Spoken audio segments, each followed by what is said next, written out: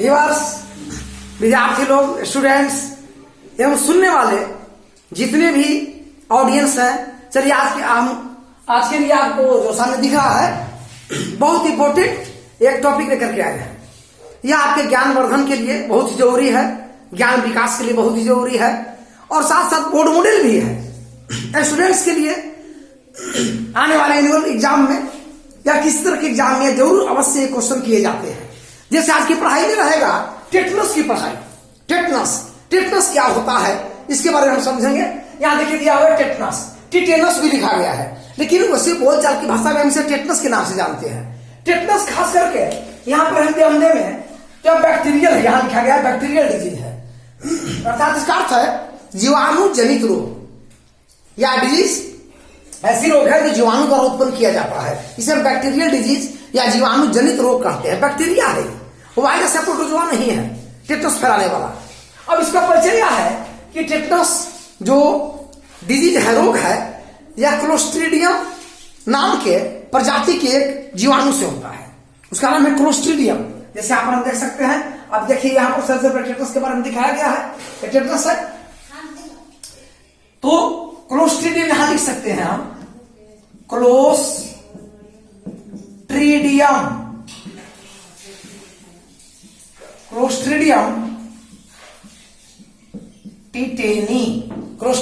Tetani नाम के जो है बैक्टीरिया है। यह एक प्रकार की बैक्टीरिया है, वायरस नहीं, बैक्टीरिया जीवाणु है। इसके द्वारा ये जो टेटनस रोग फैलाई जाती है। यह रोग खास करके इस तरह से फैलता है कि जो क्लोस्ट्रीडियम टिटेनी नाम के जो वायरस तो है नहीं, ये तो बैक्टीरिया है।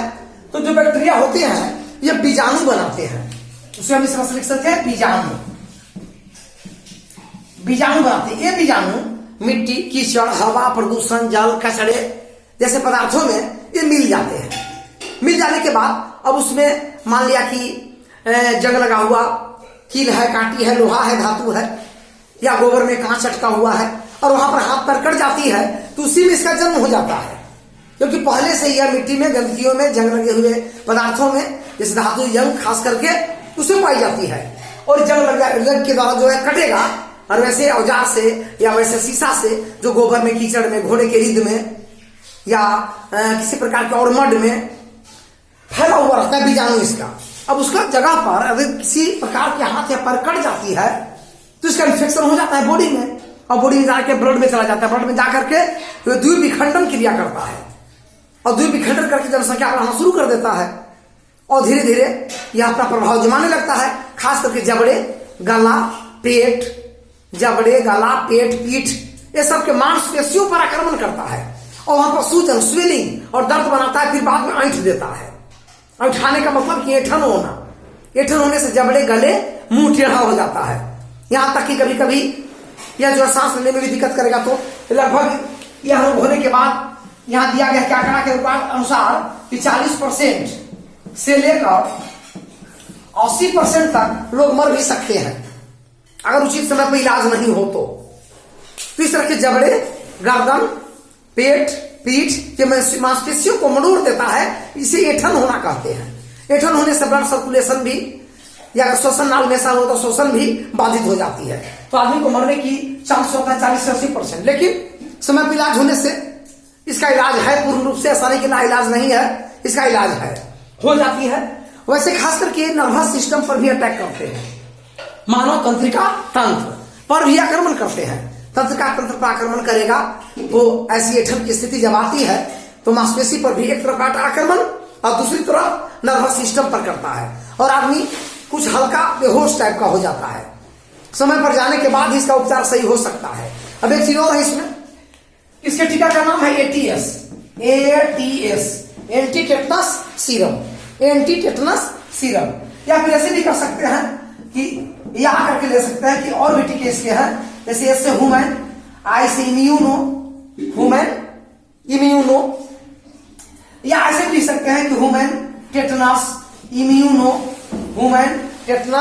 इम्यूनो। एस से हो गया ह्यूमन और टी से हुआ टेटनस और आपको आई से हो गया इम्यूनो और जी से ग्लोब्यूलिन हो जाता है। Human tetanus immunoglobulin, human tetanus immunoglobulin.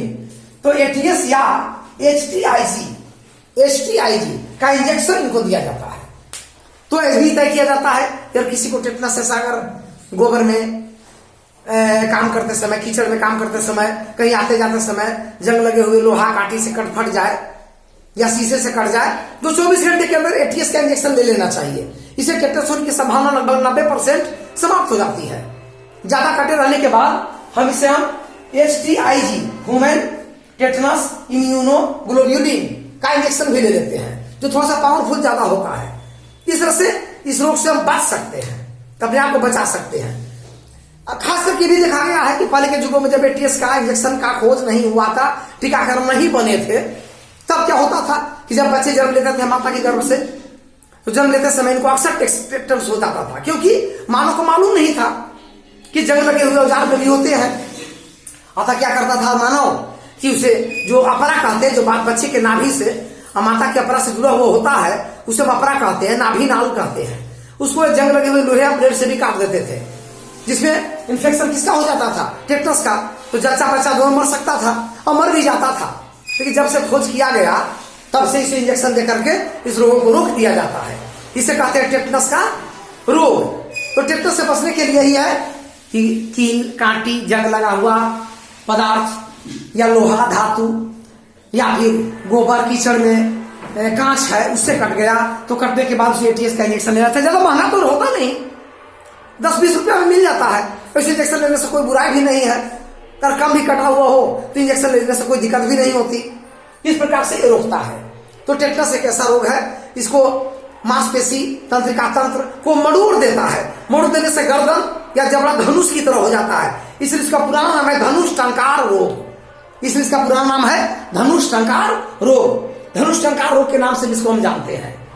लेकिन बात यह है कि टेटनस रोग, एक चीज याद रखना है आपको कि क्लोस्ट्रीडियम टिटेनी नाम के जीवाणु से होता है। यह बीजाणु छोड़ता है। बीजाणु कीचड़ मड गोबर होने के लिए वगैरह में फैल जाते हैं। जंगल के हुए लोहा कांटे औजार शीशे जो गड़े हुए हैं गोबर में, कांच में या कीचड़ में, उससे फैल सकते हैं। इसे कहते हैं टेटनस एक बैक्टीरियल डिजीज है और ये टेटनस है 40-80% लोगों की मरने की संभावना इसमें हो जाती है। इसीलिए पहले इंजेक्शन लेकर के सतर्क हो जाना चाहिए ताकि यह दिक्कत न करे आगे। इसे कहते हैं टेटनस। इसका दूसरा नाम है धनुष टंकार रोग, क्योंकि वह मांसपेशी को पते नहीं किए, इसको मोड़ करके धनुष की तरह आकृति में बना देता है। तो इस तरह से इम्यूनो, यहां पर जो देख रहे हैं आई नाम इम्यूनो, इसको प्रतिरक्षी तंत्र भी बोलते हैं। तो बॉडी की प्रतिरक्षी तंत्र, इससे भी कंट्रोल कर लिया जाता है। प्रतिरक्षी कंट्रोल रहेगा तब क्या होगा कि टेटनस रोग ज्यादा प्रभावी नहीं होगा। वैसे भी ज्यादा व्यायाम करने वाले, खेतों में काम करने वाले किसान वगैरह जो है, बराबर हाथ पैर कीचड़ में खेती करते समय कटता फटता रहता है, परंतु वे दिक्कत नहीं करते। उनको टेटनस होने की संभावना बड़ी कम रहती है, क्योंकि इम्यूनिटी पावर काम करने से बॉडी मसल्स में बढ़ जाते हैं। फिर भी उनको भी लेना चाहिए, कहने का यह अर्थ नहीं कि नहीं लेना चाहिए। देखिए एक चीज और है कि टीका होता है एटीएस का या एचटीआईजी का, यह किसी टेटनस को परमानेंट ठीक नहीं करता। याद रखिए, टेम्पोररी ठीक करेगा। एक बार कट गया, टेटनस की संभावना हटा दिया, अब बाद में कटेगा तो यह जिम्मेवार नहीं रहेगा। फिर अलग से टेटनस का एटीएस का इंजेक्शन लेना पड़ेगा। इसका मतलब ये नहीं कि एटीएस का इंजेक्शन ले लिया टेटनस का तो कभी भी जीवन में कटेगा तो कोई दिक्कत नहीं। अब इतने टीकाकरण से काम आपका हो गया, ऐसी बात नहीं है। यह टेम्पोररी है, यानी कटेगा जब तब तक इसको लेना पड़ेगा। या किसी टेटनस रोग का कंट्रोल या टेम्पोररी रूप से करता है, उसी क्षण के लिए करता है। ऐसा नहीं किया जीवन भर आपको टेटनस से मुक्त रखेगा, ऐसा नहीं। टेम्पोररी वैक्सीन है, टेम्पोररी वैक्सीन, परमानेंट वैक्सीन नहीं है। तो इस तरह से आप टेटनस के बारे में समझ गए। परीक्षा में आएगा तो इस तरह से आप लिख सकते हैं। एनुअल परीक्षा में देगा, सब आपको लिखिए, समझिए और लाइक सब्सक्राइब शेयर करते रहिए कि और से अधिक लोगों को समझ में आए। इसे हम टेटनस कहते हैं और इसको लाइक सब्सक्राइब और शेयर भी करते रहिए। अगले वीडियो में फिर हम मिलेंगे अगले वीडियो के साथ।